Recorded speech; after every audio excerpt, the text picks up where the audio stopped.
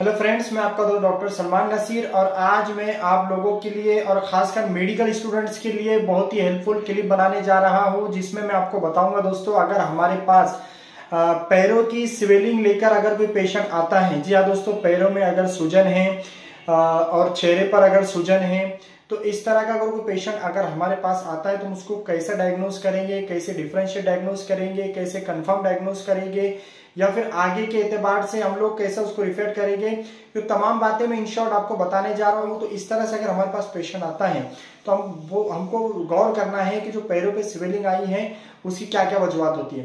तो दोस्तों सबसे पहले मैं आपको बता दूं, चेहरे पर या फिर पैरों के ऊपर या फिर किसी और जगह बॉडी के ऊपर जो स्वेलिंग आ जाती है उसको एडिमा कहा जाता है या फिर एना सर्का कहा जाता है। तो दोस्तों एक आमतौर से accumulation of fluids in the foot और एंकल जॉइंट या फिर पैर या फिर जो टखने हैं उस साइड में, उस एरिया के अंदर जो फ्लूइड का एक्यूमुलेशन होता है या फ्लूइड जमा हो जा रहा है या एक्सेसिव फ्लूइड है, तो उसकी वजह से स्वेलिंग आ सकती है। इसी को हम लोग एडिमा कहते हैं। अब एडिमा जो है दोस्तों, इसको डिफरेंशिएट करना होता है हमको बहुत सारी चीजों की, तो हम इसके वजूहात अगर हम जानेंगे तो ये क्यों होता है। तो दोस्तों सबसे पहले याद रखिए तो दोस्तों इसके लिए कोई कभी कभार क्या है, कोई खास वजह नहीं होती।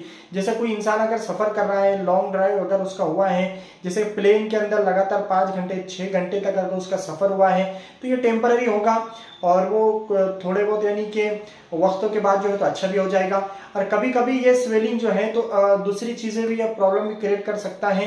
तो हम लोग को एक डिफरेंशिएट करना, हम लोग को जो है तो कुछ चीजों को अपने जहन में रखना बहुत जरूरी है दोस्तों। तो इसलिए हमको हर चीज को रूल आउट करना बहुत जरूरी होता है। तो जहां पैरों में स्वेलिंग है या पैरों पर इस तरह का एडिमा है, तो उसमें कुछ चीजें आपको याद रखना है। सबसे पहले आपको याद रखना है कि ये जो प्रॉब्लम है यानी पैरों में जो स्वेलिंग आई है, इसके साथ एसोसिएटेड सिम्टम्स क्या क्या है, इसके साथ जुड़ी और दूसरी क्या क्या एब्नॉर्मलिटी आ रही है।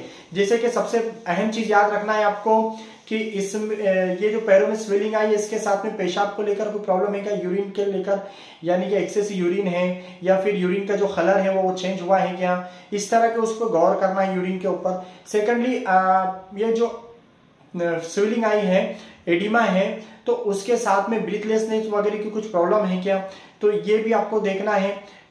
जो सिम्टम्स जो पे गौर करना है, वो सबसे अहम चीज ये है कि दोस्तों यूरिन पर हमको खास ऑब्जर्व करना है कि यूरिन की मात्रा कम तो नहीं हो गई है, यानी कि जो यूरिन इसलिए हॉस्पिटलाइज होने के बाद यूरिन को बहुत ज्यादा वॉच किया जाता है और नोट किया जाता है 24 आवर्स के अंदर। पेशेंट का जो भी यूरिन का जो रूटीन है उसको नोट किया जाता है ताकि यूरिन का एक अंदाज आ जाए होता है। फिर उसमें और एक इम्पोर्टेंट चीज ये है कि स्वेलिंग एक पैर में है या दोनों पैर में है, ये भी इंपॉर्टेंट होता है देखना, रूल आउट करना। सेकंड थिंग हमको रूल आउट ये करना है कि वो जो स्वेलिंग आई है उसके अंदर पेन है या पेनलेस है, तो ये भी बहुत अच्छे से हमको रूल आउट करना होता है। और जो स्वेलिंग आई है उसके अंदर जो स्वेलिंग आ चुकी है उसके अंदर पिटिंग है या नहीं है, पिटिंग एडिमा है या नहीं है, ये चीज को रूल आउट करना होता है। तो दोस्तों इस तरह से जो है हम लोग को ये कुछ चीजों को ध्यान रखना है, मद्देनजर रखना। अब इसके बाद में दोस्तों आपको बताऊंगा कि जो पैरों में स्वेलिंग आ जाती है उसके क्या क्या वजूहात हो सकते हैं। तो दोस्तों देखिए, मेजर काउजेस भी इसके हो सकते हैं जैसा कि मैं आपको बताया, और इसके कुछ जनरल वजह भी हो सकती है, जैसे कि ये बहुत ही कम वक्त के अंदर गायब भी हो जाती है इस तरह की।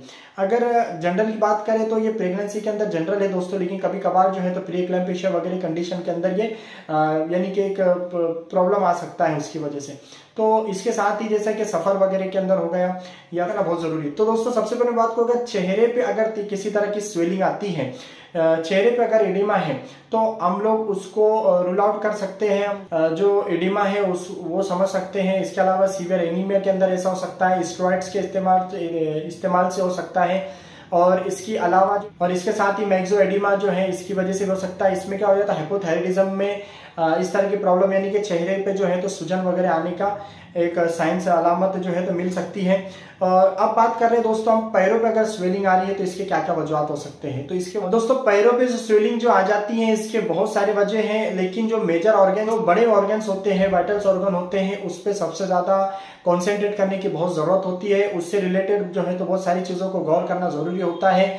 जैसे कि मैं शुरुआत में बताया कि अगर पैरों में स्वेलिंग है तो उससे जुड़ी जो दूसरी सिम्टम्स या अलामतें होती है उस पर गौर करना बहुत जरूरी होता है। तो इसमें पैरों पे जो स्वेलिंग आ जाती है उसके अगर कॉजेस की बात करें तो दोस्तों सीसीएफ के अंदर ये हो सकता है, सीवियर एनीमिया में ये हो सकता है। इसके अलावा जो है तो दोस्तों ओवरवेट है, प्रेगनेंसी है, लीवर से अगर बात करें तो सिरोसिस ऑफ लीवर है, या फिर जो लोग अल्कोहलिक होते हैं उनको जो दूसरी प्रॉब्लम होता है यानी कि जो लीवर से रिलेटेड जो इन्फेक्शन होते हैं, चाहे वो हेपेटाइटिस बी हो या हेपेटाइटिस सी हो, इस तरह के जो दूसरे इन्फेक्शन होते हैं उसके अंदर भी इस तरह की स्वेलिंग आ सकती है।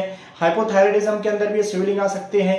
और दोस्तों एक जनरल बात है कि किसी को मार लग गया, चोट लग गई, तो स्ट्रेन वगैरह हो या फिर कोई किसी तरह की इंजरी हो तो उसके अंदर भी इस तरह के पैरों में स्वेलिंग आ सकती है। इसके अलावा इंसेक्ट्स बाइट है, यानी कुछ अगर कोई चीज काटती है, कुछ कीड़े वगैरह, कीड़े मकोड़े के काटने की वजह से, कोई इंसेक्ट्स के काटने की वजह से इस तरह के पैरों में स्वेलिंग आ सकती है।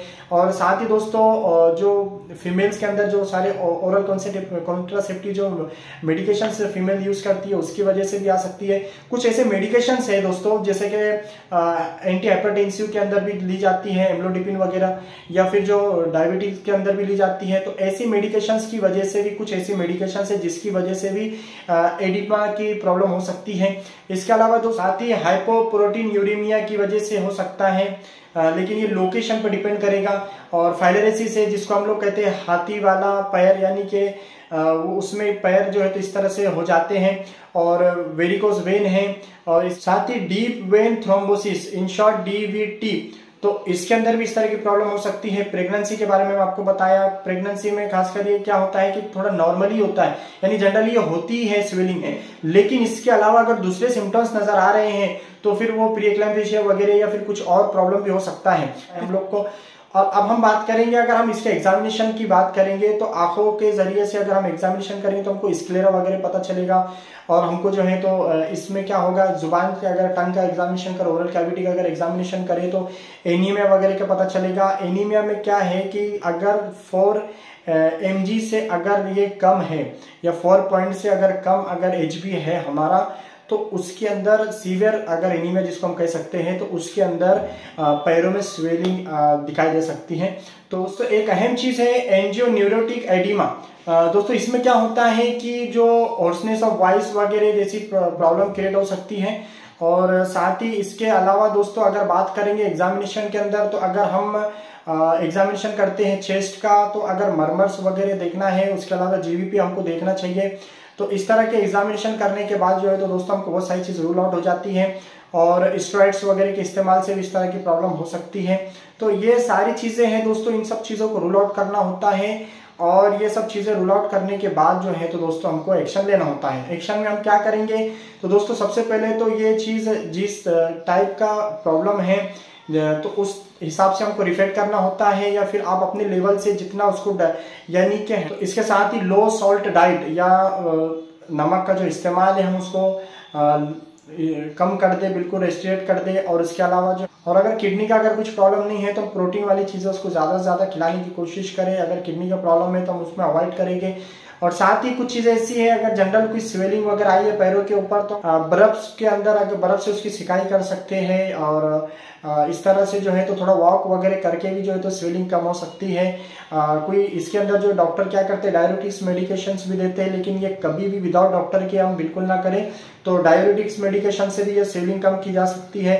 लेकिन अहम चीज क्या है, उसका डायग्नोज करना और कंसल्ट करना, डॉक्टर से मुलाकात करना और अपनी सारी चीजों को जो है तो समझने की कोशिश करना। यही था दोस्तों आज की इस क्लिप के अंदर मेडिकोस के लिए एक खास हिंट्स के लिए और खास एक आइडियाज के लिए कि हम लोग को कैसा डायग्नोज करना चाहिए इस तरह के पेशेंट का, और हम क्या क्या कर सकते हैं। तो यही सब चीजें से मैंने आपको बताया। तो आई होप कि दोस्तों आपको तमाम बातें समझ में आई होंगी। अगर कोई कंफ्यूजन है तो बिल्कुल क्वेश्चन कीजिए कमेंट में, उसका जवाब मैं आपको दूंगा। Thank you very much.